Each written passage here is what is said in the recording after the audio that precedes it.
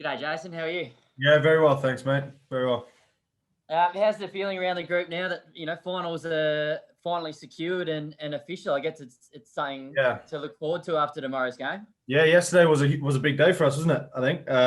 Obviously, those fixtures went our way. I think we're guaranteed second, so that's hugely exciting. But the kind of the mood in the camp hasn't really changed a huge amount since we got on that roll in Perth. It's been positive talk left, right, and centre. So it's been brilliant to be a part of. Is it exciting that it's pretty much going to happen at Optus Stadium? You should at least get one final there, potentially two. Yeah, potentially two. That'll be nice, wouldn't it? I mean, you've seen our form there, so that would be incredible.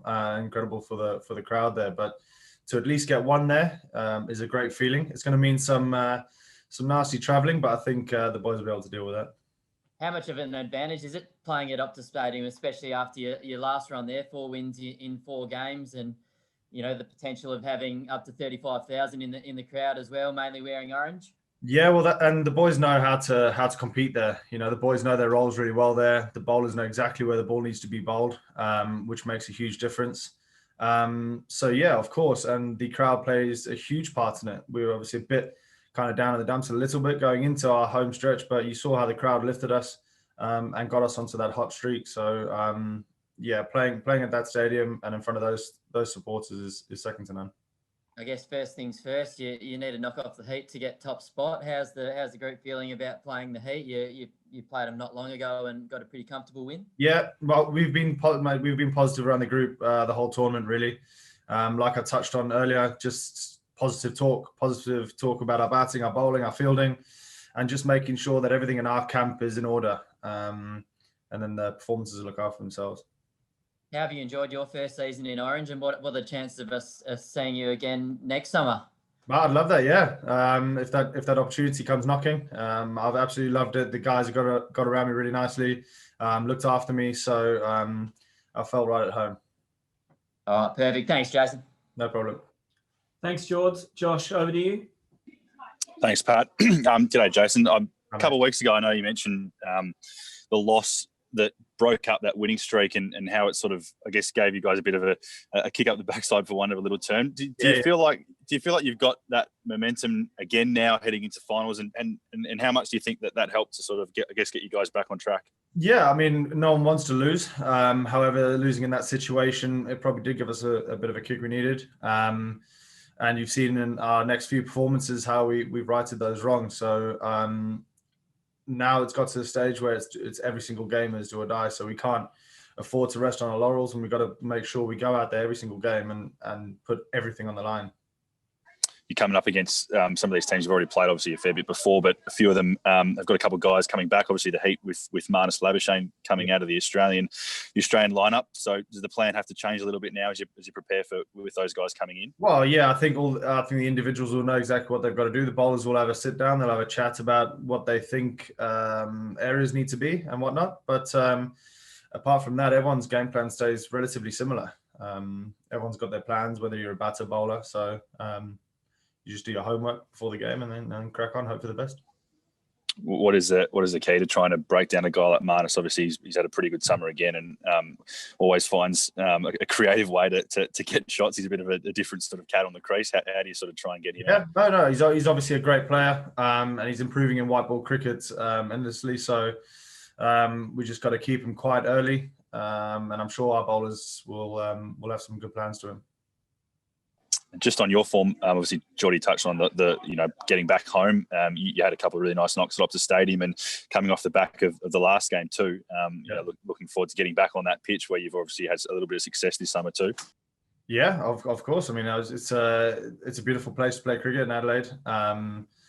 So, like I said as well, mate, all these games now are do or die. So every single game, I'm looking to get a score and contribute to a big win. Man, it's not one of those tournaments where you can kind of relax towards the end or whatever. Everyone's fighting for positions now.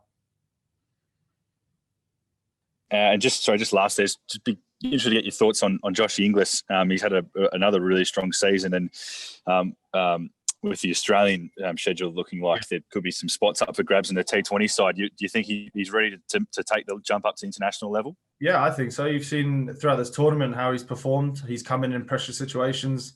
The way he dealt with the pressure, even at the MCG the other day, we lost 2 quick wickets. Him and Colin were in, and not on many in there to rebuild the whole innings. And for a youngster to come in and do that, play the way he did there was hugely impressive. And that's not the first time this season. So I think he's got the right head on his shoulders to make that step up. And it'll be a great feeling for him, I think. Thanks, Jason. No problem. Thanks, Josh. Lockie Reid? Jason, thanks. I know cricketers make a huge sacrifice, but you have in particular, obviously coming here. How's it been for you? All the quarantine period up to Christmas and away. And the fact, did it take you a bit of time to get going, or do you feel like you got straight into it? No, it did. It took me a bit of time to find a little bit of rhythm. Obviously, 14 days stuck in a room with a lot of your thoughts and trying to remind yourself that you can still play cricket was quite a hard thing to kind of overcome. Quite a few net sessions where I didn't have much rhythm, a couple of the first games or whatever. But yeah, no, it's been extremely tough. It's been a long time away from home, but at the end of the day, it's my job, and kind of just got to knuckle down and get on with it, really. How do you and your family deal with it, or how have you over the last couple of weeks in particular? FaceTime. That's it, mate. Literally spend most days, well, every single day on FaceTime with the little one and the wife. So you get a little bit of home comfort, but it's snowing back home and it's lockdown. So I think I could do with staying here for a couple more weeks. That's nice. Can I just ask you too, sorry, off the topic of Scorchers, and there's a lot of talk about the South African tour and etc. for Australia. Yeah. Your just thoughts on whether it should be going ahead, etc.? I don't have many thoughts, to be honest, man. I think that they'll have the right people making the right decisions there.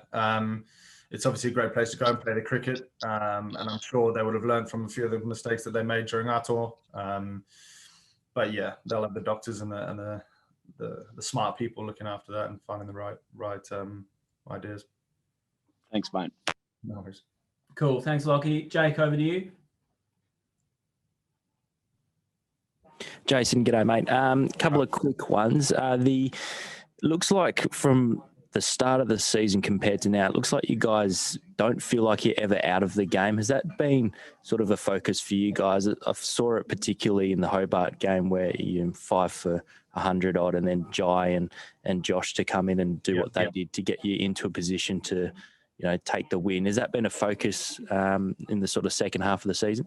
Yeah, I think so. And you've even seen some of the games we played at Optus, we were probably 65, 70 off the first 10 and kind of not going as well as we would, and we still end up on 180. So there's always that kind of mentality that we will find a way. I feel like that's something that's kind of crept into our squad quite nicely and quite naturally, really. It's not something we've spoken about. I think it's just something that the boys are comfortable with now. Everyone knows their roles, and it's just this kind of confidence that we will find a way of winning a game, which is a very nice feeling. And lastly, the tournament as a whole, how have you seen it? It's quite remarkable to see that, heading into the last game for most clubs, most of the teams are in a position to be in the conversation for finals. How have you seen the tournament as a whole? Well, yeah, I mean, up till now as well, we're towards the end of the tournament. A lot of the teams are still a chance. So I think that kind of the bash boost and all that has played a massive part in that, I think. It's been a great competition, as it always is. It's been different. The pitches have been a little bit different to what we've been used to. Coming over to Australia, you expect pitches like we saw against Thunder, where Halesy got that 100 and stuff like that. But playing home games away from home, if you know what I mean, so playing camera or whatever, it has had a bit of a different feel, kind of not having a stretch at home and then a stretch at different grounds around the country. That's been quite different, but as a whole, it's been an amazing tournament. Biddy, thanks, mate. Go well tomorrow. No worries.